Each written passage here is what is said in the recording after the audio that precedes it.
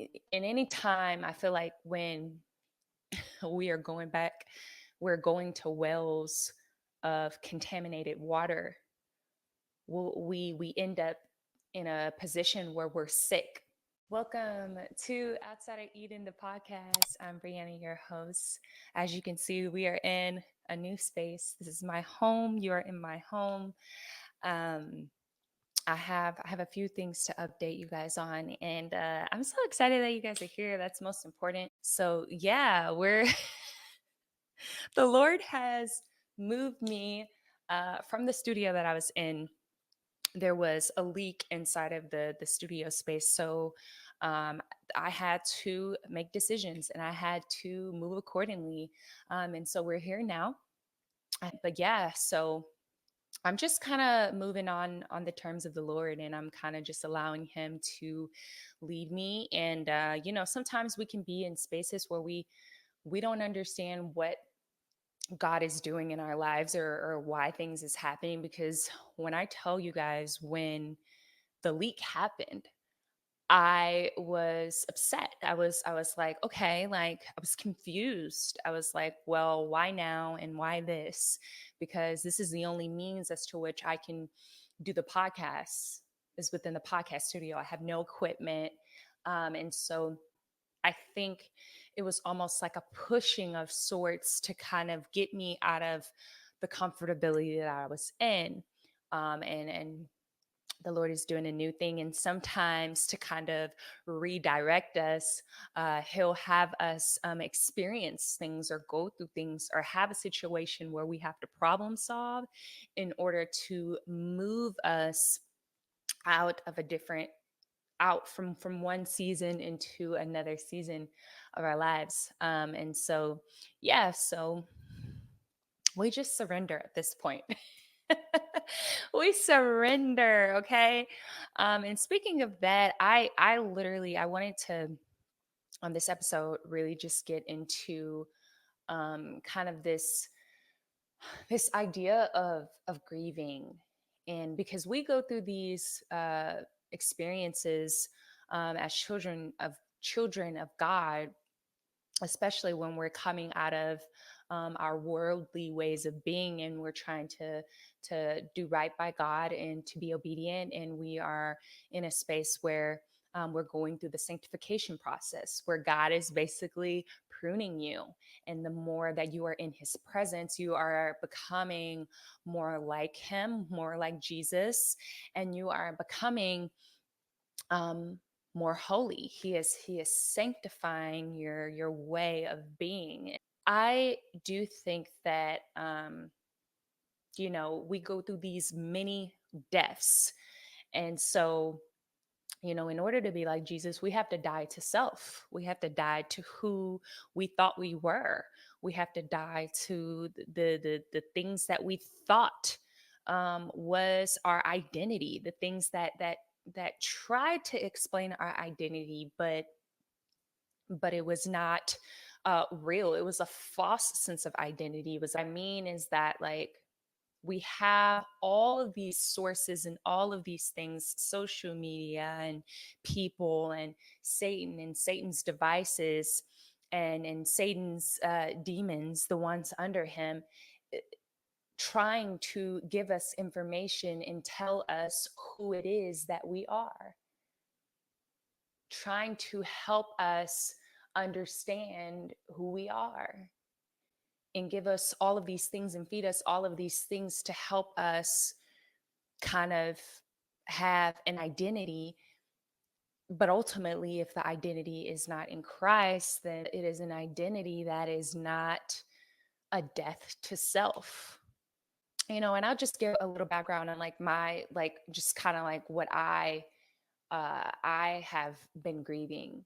My life then, when I was living, a more worldly life, I fed off of this identity of popularity. So I was growing more popularity in the area that I lived in. I would go to places and I knew people everywhere I went. And then sometimes I would go to places and people knew me and I had not met them yet. You know what I mean? And so there's this there's this popular end of the thing, and then you have another part of that where I'm receiving all of these likes on Instagram, and I have I'm getting 300, 400 likes, up to 700 likes on some of my photos. And so part of my identity is being fed by the likes on Instagram and the approval of man. And then I have this way of living where I'm gaining attention from men through lust. The attention that I received from men, even if it was lustful encounters, it still fed uh, my my identity. It still fed my ego. It still fed that side of me that wanted to be seen, and that side of me that wanted to be heard. And so I had to literally go through a process where I grieved my old life. I grieved a life where I was overly confident and overly motivated and overly just prideful. I grieved my life of attention from men. I grieved my life of living in sin, of being sexually active with different men who gave me attention, and they fed different parts of me. You know what I mean? Like parts of me that thirsted for something that I didn't understand at the time. And so, in any time, I feel like when we are going back, we're going to wells of contaminated water. We end up in a position where we're sick. We are essentially being given water from these different wells, whether that's all the different things that I kind of mentioned, men and money and all of these things. And I'm drinking from these wells. If I'm drinking from the well of witchcraft, or I'm drinking from the well of partying, or I'm drinking from the well, I eventually have to go back to that well, because that well does not quench the thirst. Those wells didn't quench the thirst. And ultimately, it left me in a sick state because it was contaminated. So now I'm having to go to God, and I'm having to show him everything that I'm dealing with, my brokenheartedness and my consequences that resulted from my sins. I'm having to bring to him the trauma that I endured and all of the experiences that I've had, and I'm bringing it to him. And now he has to fix me. You see what I'm saying? Because I'm sick. So I've been, for so long, I had been drinking contaminated water. The well is a metaphor for the different things that kind of grieve from. I was almost grieving from the water at these wells, the waters that didn't quench me, that I would have to keep going back to, in order to be quenched of my thirst, and Jesus, he told the woman at the well, he told her, he said, I have water that once you drink of it, you will never thirst again. And I have fully experienced that in this life of walking with God. I think sometimes we have an encounter with God where we can pray to him once, or we can open our Bible a couple of times, and we expect that these things will quench, or will almost kind of pacify us in a way, or fix our problems, or whatever it is that we're seeking to gain from God. But I think the well that Jesus provides, it can't be something that we just take a sip of. You see what I'm saying? If we're going to drink from the well of Jesus, we have to we have to be willing and disciplined in drinking the water and coming back whenever we stray away. You see what I'm saying? I'm always having to go. I need to go to the well of Jesus every single time, because nothing will quench like his well. It's a thing where you don't dehydrate. You see what I'm saying? These other wells that I'm drinking from, I'm getting dehydrated, I'm getting sick, I'm drinking from contaminated water. Whereas Jesus as well is the water that you need for life. You see what I'm saying? To have life. Yeah, so back to what I was talking about. Just me kind of grieving, my old life. And I think sometimes we have these unexplained emotions, right? Where I talked to you guys about in the last episode how I had this like unexplained sadness that I was experiencing. And I think the more and more you live and you wait on God and the confusing, especially things that you don't understand, and you continue to wait on him, eventually he will reveal the truth to you, and he will reveal what it is that why he may not necessarily explain to you why he had to do what he did, but he'll reveal to you the outcome. And so then you understand, oh, okay, this was happening because God was doing this. I think, me having like this unexplained period of sadness was almost like a grieving of sorts. There's some things that I was grieving. There's some losses that I've had within the past 2 weeks, that I don't care to get into because I'll just sit here and I'll cry. They're not human beings. It's not actual deaths of humans, but they are many deaths. They're just these many deaths that we incur in our lives, where God has to remove certain things, whether that's friendships or a relationship with a man, or your relationship that you had with a woman, or he has to remove you from a job, or maybe there's this grieving that you have less freedom because you have less time, or you're grieving an old way of living. There was an old way that you used to operate in, or a level of comfort, and now that God is introducing you to a new way of living, a new life, well, all you knew was the old way that you lived. And so to be introduced to a new life that you had never lived before, there is this grieving process that you have to go through. You know what I mean? And the many deaths look very different for everybody. And and then it could be that you lost a friendship and there was something in that friendship that you miss, and so you're grieving that portion of the friendship. Or there's a certain part of an old relationship, maybe there was something that that person did that now that they're no longer in your life, you don't get to experience that anymore. So there's this grieving process. And I think sometimes we go through phases where we compare our old with the new. And so if it's like we reminisce on the former things, and it can really hurt us to see the blessings in the later things and the current things. And so I think in any loss, there is a blessing to be seen in that loss. Yes, there's something there's a pain associated with it, there's a suffering associated with it, but I think at the same time we can ask God, hey God, like what blessing comes out of this loss? Help me to see it in a perspective where i'm not I'm not mad at you for it, or I'm not wanting to go back to it, or I'm not comparing the old with the new. Because when we do that, it makes it harder to kind of live in the current, or in the moment of and be content with the current way of life. Because change is just one of those things that is ongoing. uh, we see that in nature.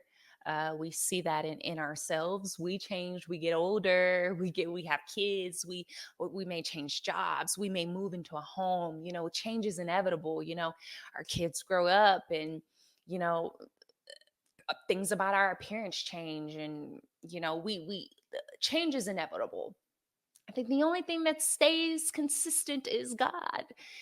And I think that's where our hearts can be content, because we know that we have a God that doesn't change. It can help us with our sense of surrendering and trusting God because we know that He's never changing. I think the grieving process can also be a humbling thing. I think even just my unexplained sadness was kind of like a humbling of of sorts. It was like God humbling me.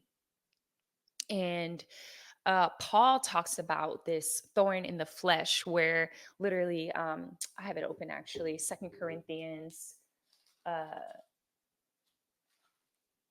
2 Corinthians 12:7. He says, so to keep me from being conceited because of the surpassing greatness of the revelations, God had given him so much knowledge and so much understanding that he's saying to keep me from thinking more highly of myself than I should, a thorn was given to me in the flesh, a messenger of Satan to harass me. When I talk to you guys about my unexplained sadness, of just like my lowness in spirit, I'm having all types of thoughts as well concerning the podcast and who I was, and you know what I mean. And I'm having all of these kind of just like tormenting of the devil. You know what I mean? I'm going through spiritual warfare. He's saying like, a thorn was given to me in the flesh, a messenger of Satan to harass me, to keep me from becoming conceited. 3 times I pleaded with the Lord about this, that it should leave me. But he said to me, my grace is sufficient for you, for my power is made perfect in weakness. So in our weakness, in our periods of grieving, in our periods of just, humbling of sorts, when God puts us through situations where we are being humbled, I think, I do think the grieving process is a humbling thing. Most definitely.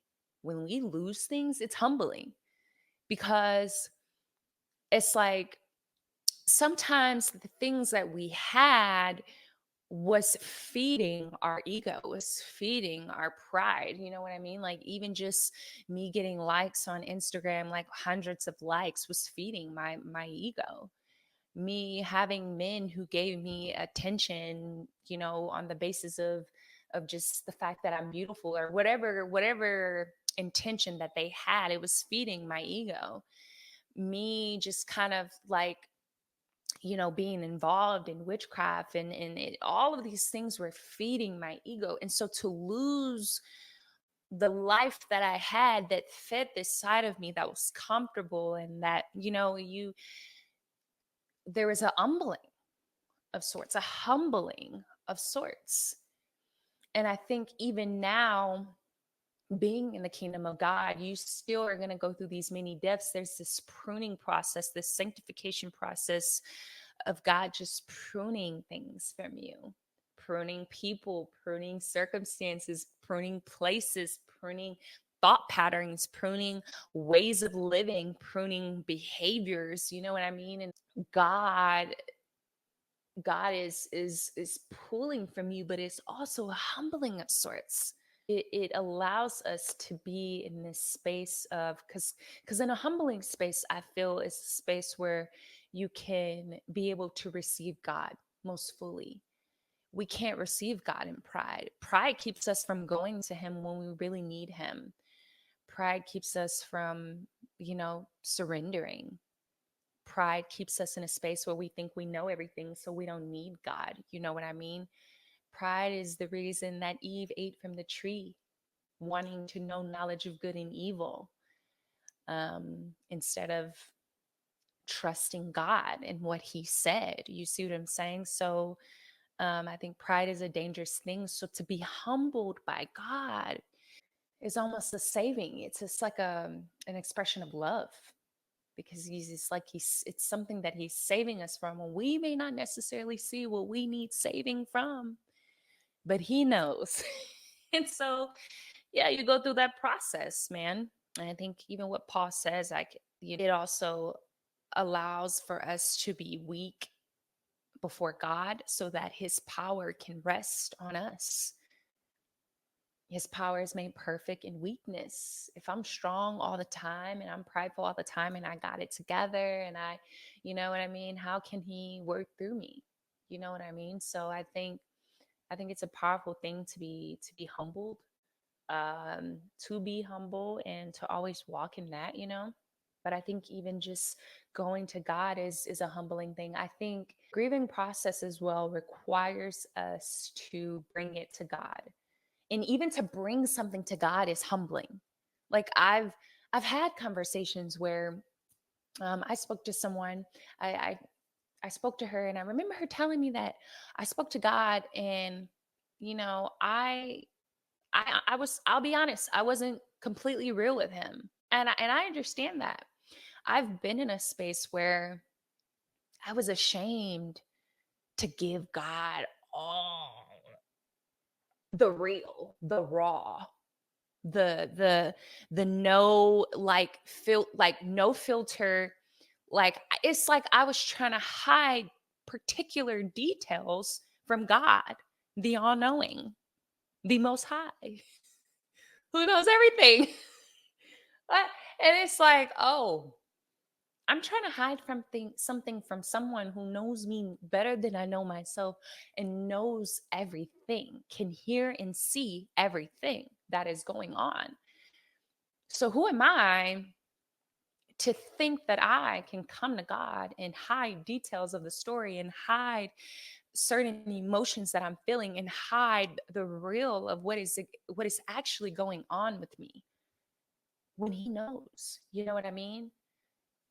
So it's like, I think a part of the grieving process is going to God and being real with him, being able to bring to the altar the anger that I feel, the sadness that I feel, the confusion that I feel, the if I don't feel loved in this moment, if I don't feel like God is with me in this moment, the rawness of what I feel, and my emotions involved in whatever I'm going through.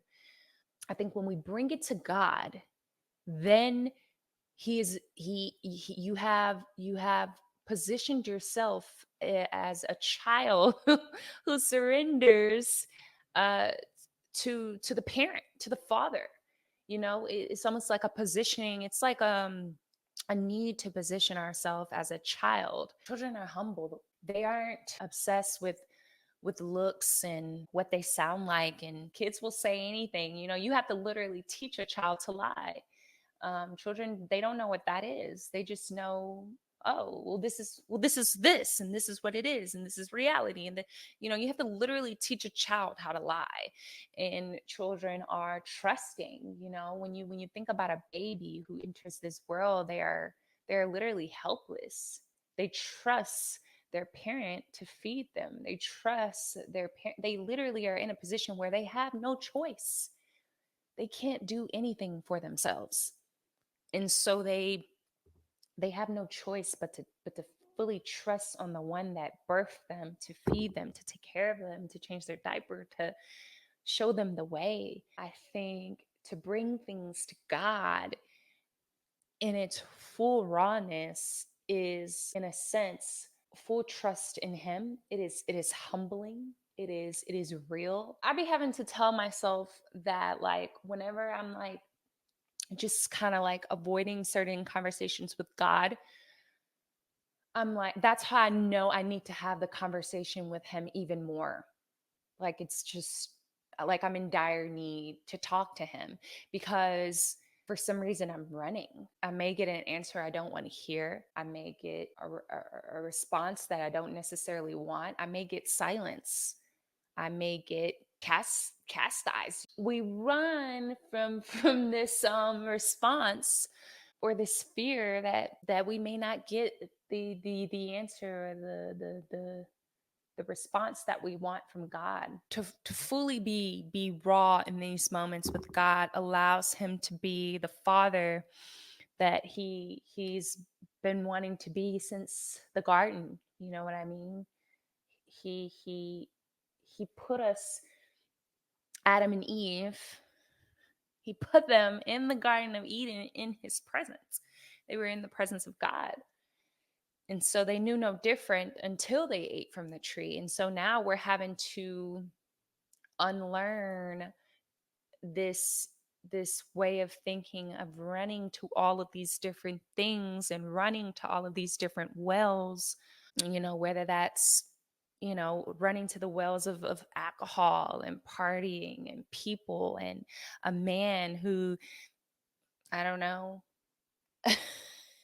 you do things with, or a woman who you do things with, or, you're running to the well of TV, or you're running to the well.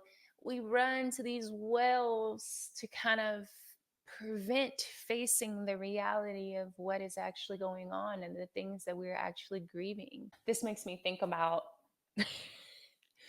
when you break up with someone and people tell you, oh, just move on to someone else in order to get over the last person that you're with, your rebound, so to speak. They call it a rebound. But well, you're just running from one contaminated well to another contaminated well. You're just running to that well because you're grieving from something else. So it's just allowing ourselves to go through the grieving process. Like, have you cried? Like, have you screamed? Have you felt the pain? Have you given it to God, which is the ultimate? Have you given it to God? You know? But you gotta cry, and you gotta get it out. You gotta scream. You gotta feel it. And then you have to give it to God, because it is not yours to carry. He can give you strength and show up in areas where you're weak. So I love you guys. I appreciate you for being here and for going through the motions and the changes with me. And I will see you in the next episode of Outside Eden.